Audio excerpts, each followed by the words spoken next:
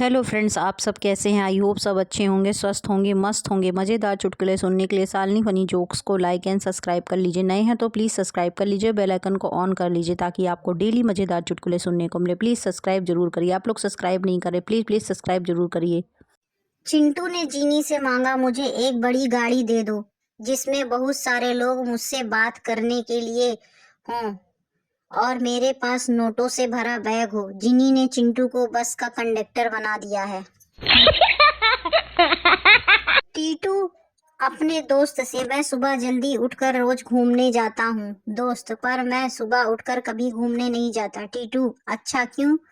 दोस्त, जब धरती स्वयं घूम रही है तो मैं फिर क्यों घूमने का कष्ट करूं?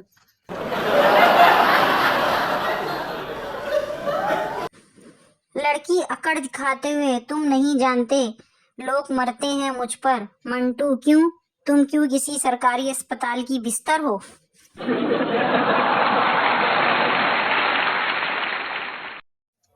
एक नेताजी की गाड़ी पर प्लेट लगी थी जिस पर लिखा हुआ था, हाँ हूँ प्रा। पुलिस वाले ने ड्राइवर से पूछा, कौन सी पार्टी के हो?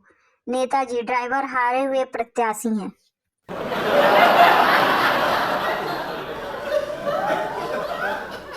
गांव के दौरे पर पहुंचे नेताजी से एक युवक ने कहा, नेताजी, बिजली के खंभों से तार लटकते रहते हैं। पिछले महीने ही गांव के एक लड़के की करंट लगने से मौत हो गई थी। इन्हें कृपया ठीक करवा दीजिए।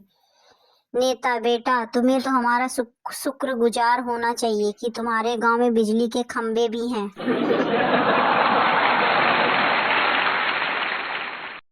एक डॉक्टर पड़ोसी बहुत बड़ा नशेड़ी था और खूब जमकर शराब पीता था। डॉक्टर ने एक दिन उसको समझाते हुए कहा, डॉक्टर, शराब का नशा आहिस्ता आहिस्ता इंसान को मार देता है। नशेड़ी मुस्कुराते हुए जवाब दिया, तो डॉक्टर साहब, मुझे कौन सा मरने की जल्दी है?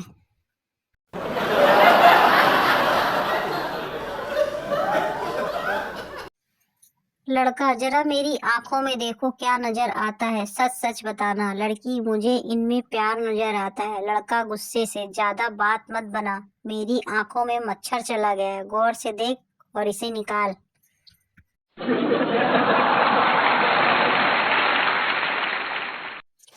एक आदमी बैंक से पैसे निकालने गया। कैशियर ने आदमी को देखकर कहा, पैसे नहीं हैं। ये सुनकर आदमी बोला, और दो अमीरों को पैसा। सारा पैसा लेकर भाग गए विदेश में।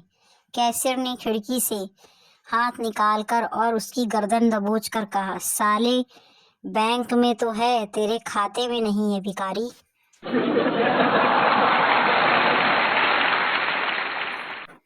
संसद में सांसदों के लिए कैंटीन में नया मेन्यू। भिखारी, नेता से, भगवान के नाम पर खाने के लिए कुछ पैसे दे दो साहब जी। नेता ने, बहुआ नहीं लाया? भिखारी, कम से कम अपनी कैंटीन का मेनू ही सुना दो।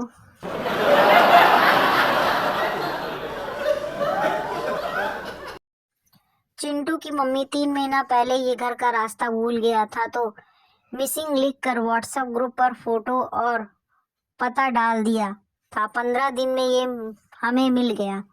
पप्पू की मम्मी, तो अब क्या हो गया? चिंटू की मम्मी, वो मैसेज अभी तक अलग अलग ग्रुप में घूम रहा है और जैसे ही यह घर के बाहर जाता है लोग इसे वापस घर में पहुंचा देते हैं।